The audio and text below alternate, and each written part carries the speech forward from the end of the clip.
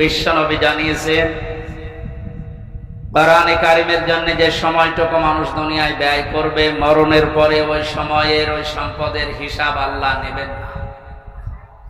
হাদিস অনুযায়ী আমরা যদি আমল করতে পারি, আমাদের জীবন, আমাদের সম্পদ, দুনিয়াতে যতটুকু পেয়েছি এটা যেন কোরআনের পেছনে ব্যয় হয়। বিশ্বনবী বলেন, মান ক্বারাআল কুরআনা ফাস্তাযহারাহু ফাহাল্লা হালালাহু ওয়া হাররামা হারামাহু আদখালাহুল্লাহুল জান্নাহ ওয়া শাফাআহু ফি আশারাতিন মিন আহলি বাইতিহি কুল্লুহুম ক্বাদ ওয়াজাবাত লাহুন নার। ইবনে মাজাহ শরীফের হাদিস। অনেক আলেম এখানে বসে আছে, শব্দের দিকে খেয়াল করেন। আল্লাহ পাক বলেন, বিশ্বনবী মুহাম্মদুর রাসূলুল্লাহ আমাদেরকে জানিয়েছেন এটা, মান ক্বারাআল কুরআনা, যে ব্যক্তি আল্লাহর এই কোরআন পড়ে। কোরআন পড়া বলতে আমরা চারটা বিষয় বুঝি। শুদ্ধ করে পড়া, এর মর্ম মানে বোঝা, এর উপর নিজের জীবনকে সেট করা, আর এইটা মানুষকে মানার মতো পরিবেশ তৈরি করে দেওয়া। কোরআন পড়া বলতে কয়টা বিষয় পেলাম? আপনি এবার মেলান তো, আপনি আসলে কোরআন পড়েন কিনা। মাহফিলের সভাপতি, প্রধান অতিথি সহ যারা এসেছি, যদি জিজ্ঞাসা করেন কোরআন পড়েন, এক বাক্যে আমরা বলবো হ্যাঁ আমরা কোরআন পড়ি। ক্বারাআ শব্দটার ব্যাখ্যা, নবীজি বলেন পড়া কোরআনে তিনটা শব্দ আল্লাহ দিয়েছেন কোরআন পড়ো এ ব্যাপারে। কয়টা? এটা ক্লাস চলছে এখন, জবাব দেবেন ছাত্রের মতো। এটা স্কুল এবং কলেজ না। এখানে যারা আছেন অন্তত শিক্ষিত মানুষগুলো ছাত্রের মতো জবাব দেবেন। ক্বারাআ, রাতালা, তালাওয়া, তিনটা শব্দ আছে কোরআন পড়ার ব্যাপারে। তিনটার ব্যাখ্যা হচ্ছে, কেউ যদি কোনো বিষয় পড়তে চায় সে যেন শুদ্ধ করে পড়ে। কি করে? অশুদ্ধ পড়লে অর্থ পাল্টিয়ে যাবে। এখানে অনেক মানুষ এমন বসে আছে, নামাজে দাঁড়ালে পড়ে ইযা জাআ নাসরুল্লাহি ওয়াল ফাত। হয়েছে? হয়। এখানে সোয়াদ আছে, নাসর মানে সাহায্য, আর নুন সিন র নাসর মানে ঈগল পাখি। আপনি যদি মুখটা গোল করে শুদ্ধ করে উচ্চারণ না করেন, অর্থ আকাশ পাতাল পাল্টিয়ে যাবে।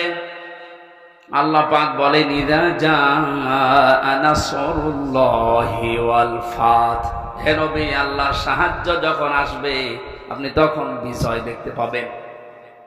যদি মুখটা গোল না করে সিন দিয়ে উচ্চারণ করেন, অর্থ হয়ে যাচ্ছে হে নবী যখন শকুন আসবে, ঈগল পাখি আসবে, তখন আপনি বিজয় পাবেন। হয়েছে? এজন্য শুধু কোরআন শরীফ না, দুনিয়ার যে কোনো বিষয় কেউ যদি পড়তে চায়, এর হক আদায় করে সঠিকভাবে চারটা বিষয় তাকে মানা লাগবে। এক নম্বরে ওটা পড়া লাগবে শুদ্ধ করে। কি করে? এটা তো আমি বানালাম নাকি?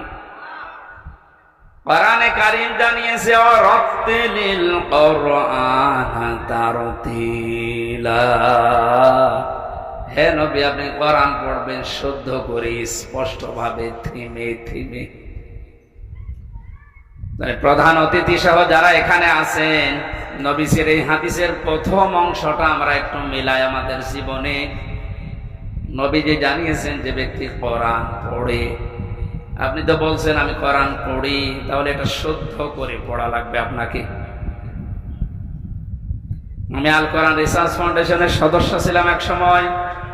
আমি দেখেছি এই দেশের জরিপে 100 জনের 95 জন আল্লাহর কোরআন শরীফ শুদ্ধ করে পড়তে পারে না। এই রিপোর্ট কি খুব ভালো রিপোর্ট না?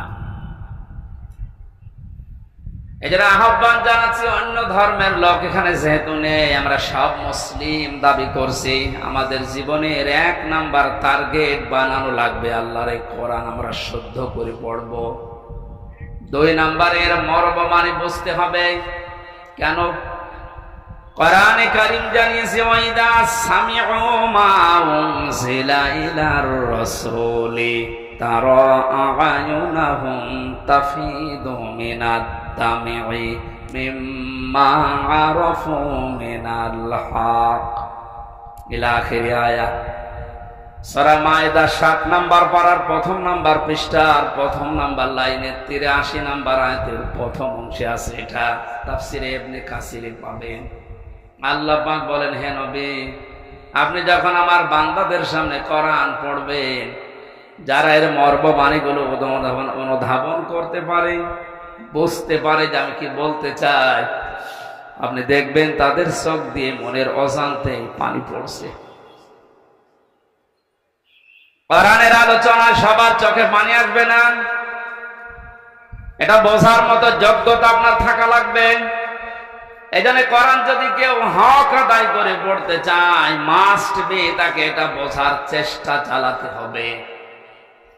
চারবার আল্লাহ এই ঘোষণা আমাদেরকে কোরআনে শোনাচ্ছেন, ওয়ালাকাদ ইয়াসসারনাল কুরআনা লিযিকরি ফাহাল মিন মুদ্দাকির। অবশ্যই আমার এই কোরআনকে আমি বোঝার জন্য, পড়ার জন্য, এটা মানার জন্য সহজ করে দিয়েছি। কেউ কি আসো এখান থেকে শিক্ষা নেওয়ার জন্য? ও বগুড়াবাসী, আমরা আজকে থেকে আল্লাহর এই আফসোস আর থাকতে দেব না। যতদিন জীবন আছে কোরআন বুঝে মরার চেষ্টা করব ইনশাআল্লাহ। 3 নম্বরে শুধু না, এটা আমাদের বোঝার চেষ্টা চালাতে হবে। তাহলে কোরআন যদি কেউ বলে আমি কোরআন পড়ি, তার শর্ত মানা লাগবে কয়টা? 1 নম্বরে শুদ্ধ করে, 2 নম্বরে বুঝতে হবে, 3 নম্বরে যে বুঝবে ওই বিষয়ের উপরে তার বাস্তব জীবনে আমল করা লাগবে। এটাই ঝামেলা। আমরা জানি না এখানে এমন কেউ নেই যে টাকা ছেড়ে রাখে। যারা টাকা আসে, সুদের এই টাকা নেওয়া হারাম, এ জানে নাকি? হিন্দুও জানে, কথা বলেন কেন? এটা জানার পরও আমাদের আমল আছে। বলে এই যে 1 বিঘা জমি দেয়, 1 লক্ষ টাকা নেয়, 8-10 বছর এটা চাষ করে খায়, যখন ফেরত দেয় তখন 1 লক্ষ টাকায় ফেরত দেওয়া লাগে। এই সিস্টেম আছে না দেশে? এই নাম কি? এগ্রিমেন্ট। না না, এটা জায়েজ না। জায়েজ আছে খাই খালাসিটা, যেটা আপনি 1 বিঘা জমি দেবেন, 10,000 টাকা নিয়ে নেবেন, ওই খেয়ে দিয়ে শোধ, আর টাকা ফেরত দেওয়া লাগবে। এই সিস্টেম আছে? আছে, কিন্তু কম। এখন জানে যে এটা লস হবে, এটার ভেতরে আমি নেই। হারামে আরাম বেশি নাকি? ছোট্ট একটা কথা কয়েক সেকেন্ডের ভেতরে বলছি। ওমান আরাদা আন যিকরি ফাইন্না লাহু মাঈশাতান দঙ্কা। কোরআনে কারীমের সূরা তাহার 124 নম্বর আয়াতের প্রথম অংশে আছে। আল্লাহ পাক বলেন, আমার নিয়ম নীতি বাদ দিয়ে, আমার কোরআনের বিধান বাদ দিয়ে যদি কেউ উপায় করে, টাকা পয়সা আসবে, চর্ম চোখে দেখবে, বহু কিছুর মালিক হচ্ছে, কিন্তু ওর জীবনের এই আয় উন্নতিতে আমি কোনো বরকত রাখবো না। তাফসীরে কাবীরের ভেতরে দঙ্কার ব্যাখ্যা লিখেছে 7টা। এখানে আলেম আছে না? দঙ্কার 1 নম্বর ব্যাখ্যা হচ্ছে, পৃথিবীতে আল্লাহর নিয়ম নীতি, আল্লাহর আইন বাদ দিয়ে কেউ যদি উপায় করে, ওই টাকা পয়সা, ওই অর্থ সম্পদের ভেতর থেকে আল্লাহ বরকত তুলে নেয়। 2 নম্বরে, ওই মানুষগুলো যখন মারা যাবে, এই অবৈধ সম্পদের কারণে এই মানুষটা বেঈমান হয়ে মরবে। 3 নম্বরে, ওই মানুষকে আল্লাহ ওই অবৈধ সম্পদ দুনিয়াতে ভোগ করার সুযোগ দেবে না। এটা যে দেয় না, তার বাস্তব প্রমাণ দেশে নেই। নাম ধরা লাগবে। কত মানুষ আজ অবৈধ ভাবে উল্টা পাল্টা করে কামাই করে টাকা রাখার জায়গা নেই, ফ্রিজে রাখে, বালিশের ভেতরে রাখে। এটাও হচ্ছে না, বানাচ্ছে বেগম পাড়া। আপনি ভোগ করতে পারবেন না। যদি এগুলো ভোগ করে যেতে পারেন, তাহলে কোরআন মিথ্যা হয়ে যাবে। আর আপনার মতো নাফরমানের জন্য আল্লাহ কোরআন শরীফ মিথ্যা করবে। যেন দুনিয়াতে আপনাকে ওই টাকা, ওই সম্পদ ভোগ করার সুযোগ দেবে না, এর আগে আপনি পটল তুলবেন।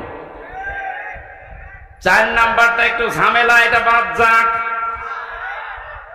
যারা আল্লাহর নিয়ম নীতি বাদ দিয়ে উপায় করেন সুদ, ঘুষ, মানুষের উপরে জুলুম করে ফাঁকি দিয়ে অন্যায় ভাবে যেভাবে উপায় করছেন, আপনার মরণে দৃষ্টান্ত সৃষ্টি হবে দুনিয়ায়, পৃথিবী সাক্ষী হয়ে থাকবে আপনার মরণে। এটাও বেশি বলে ফেললাম নাকি? আপনাকে মনে করছেন সব বানালাম একটা একটা করে? না, যেগুলো বলছি সব আমি পড়িয়ে এসেছি।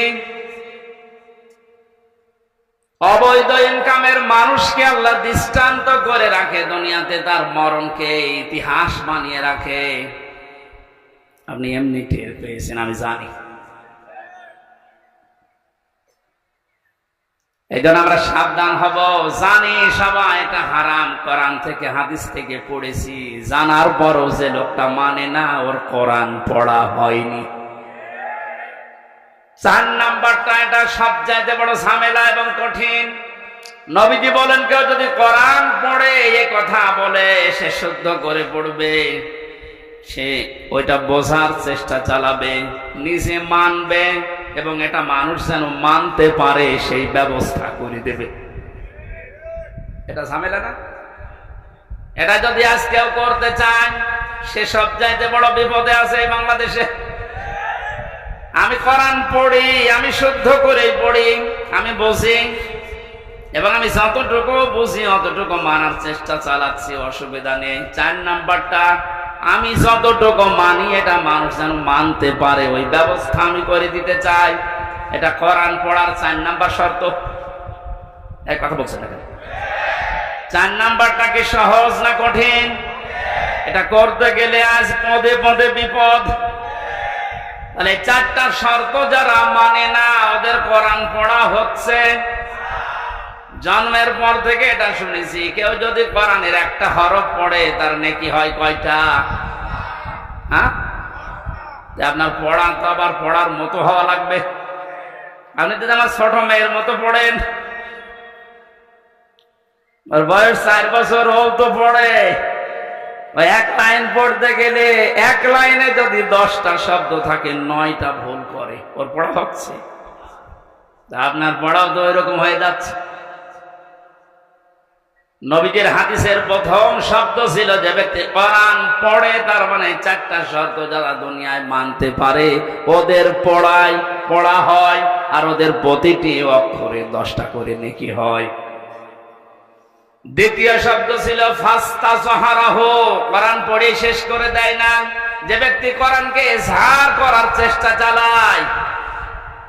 যারা আরবি গ্রামার বোঝে, ফাস্তাজহারাহু এই শব্দের ব্যাখ্যা আমি যত পেয়েছি, আধুনিক ব্যাখ্যা হচ্ছে প্রকাশ করা, ইজহার করা, দাঁড় করানো, স্পষ্ট করা, কায়েম করা, বিজয় করা।